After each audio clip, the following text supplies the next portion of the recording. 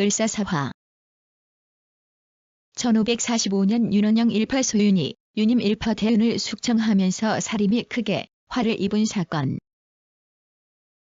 기말로에 의해 정계에서 쫓겨난 문정왕후 측의 세력인 윤홀로, 윤원영 형제는 기말로가 실각한 뒤 다시 등용되어 점차 정권을 장악하게 되었다. 정국은 윤여필에 따른 중종의 제1계비 장경왕후의 친정인 대윤파와 윤지임에 따른 제2계비 문정왕후의 친정인 소윤파로 갈라져 위촉 간의 권력투쟁으로 양상이 바뀌었다.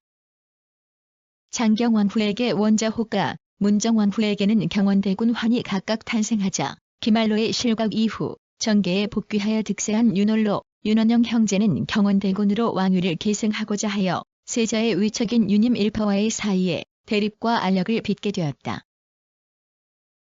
위척 세력인 대윤과 소윤의 갈등 인종 즉위 뒤 정계는 대윤이 득세하였으나 소윤 측은 대윤 측에 의해 큰 정치적 박해는 받지 않았다. 그러나 인종의 즉위와 함께 유관, 이연적 등 사림의 명사들이 인종의 신임을 받아 중용되었고 이조 판서 유인숙에 의해 급하의 사류가 많이 등용되어 기묘사화 이후 물러났던 사림들이 다시 정치에 참여하였다.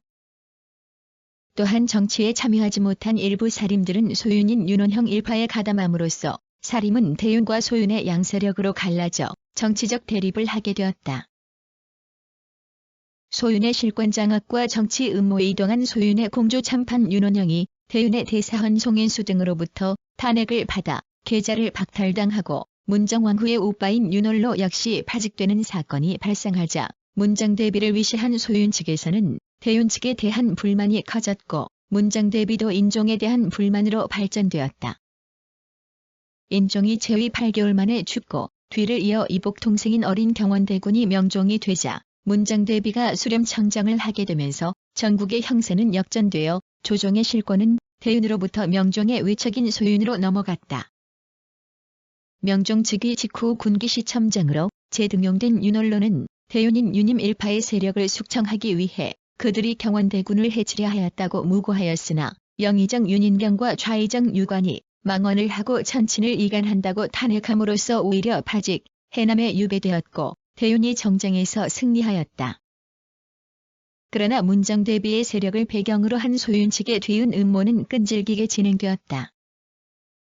즉 예조 참의로 재등용된 윤원영은 형인 윤홀로의 책동이 실패하자 이들 대윤 일파와 개인적인 감정이 있던 중추부지사 정순붕, 병주판서 이기, 호조판서 임백령, 공조판서 허자 등을 신복으로 하여 윤임이 그의 조카인 봉성군에게 왕위를 옮기도록 회책하고 있다고 무고하였다.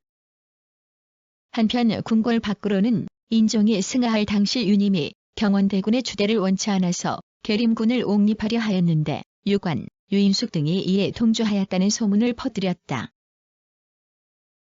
을사사화의 발생과 경과 이로써 윤임, 유관, 유임숙 등은 반역 음모죄로 유배되었다가 사사되고 계림군도 음모에 관련되었다는 경기감사 김명윤의 밀고로 주살되었다.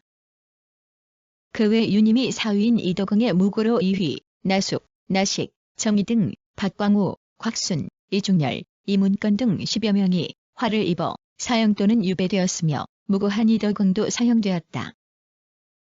을사사화가 끝난 뒤에도 여파는 한동안 계속되어 1547년 9월 문정대비의 수렴청정과 이기 등의 농권을 비방하는 뜻의 양제역 벽서가 발견되어 봉성군 송인수 등의 사형, 이연적 등 20여 명이 유배당하는 정미사화와 이듬해 홍문관 박사 안명세가 을사사화 전후의 시정기에 윤임을 찬양하였다 하여 사형되는 등 을사사화 이래 수년간 윤원영 일파의 음모로 화를 입은 반대파 명사들은 100여 명에 달하였다.